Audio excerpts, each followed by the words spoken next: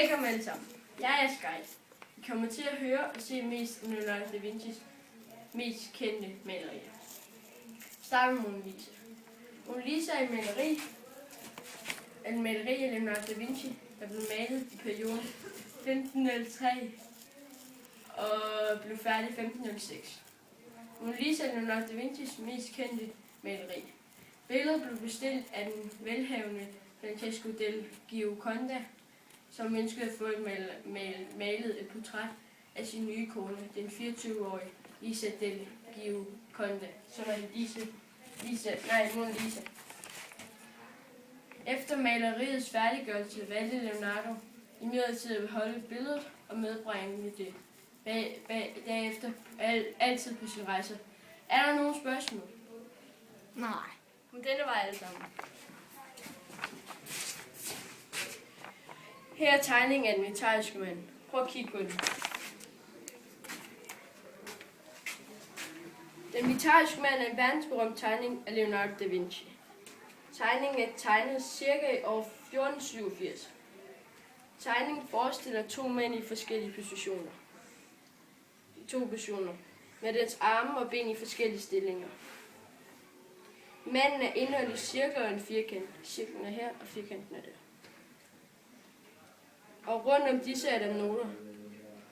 Disse er menneskets proportioner og Da Vincis belæg for det sammenhæng i, hvordan mennesket er opbygget. Nogle spørgsmål? Kom med alle sammen. Nu skal vi vente til sidste maleri. Den sidste nadver. Prøv at kigge på den.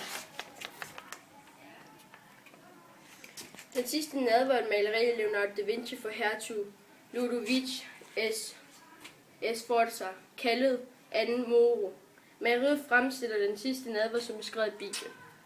Leonardo da Vinci indledte arbejdet i 1495 og afsluttede det i 1498. Leonardo brugte lang tid på at finde de rette modeller til apolsten. Den sidste nadver blev malet på en tør væg af Sigo i stedet for på våd kalk, så det ikke er frisko. På grund af maleteknikken har værket ikke modstået tidens tand, og allerede 20 år efter færdiggørelsen viste det tegn på nedbrydning. Det har siden det 16. århundrede gennemgået flere restaureringer. Den sidste 22 år. Den 28. maj kunne værket atter ses. Maleriet skildrer det øjeblik, hvor Jesus forkynder, at en af hans 12 disciple vil forråde ham.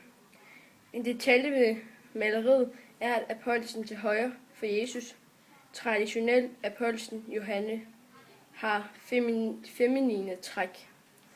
Og han er her. Han ses der. Og Jesus er ham i midten. Nogle spørgsmål? Nej tak.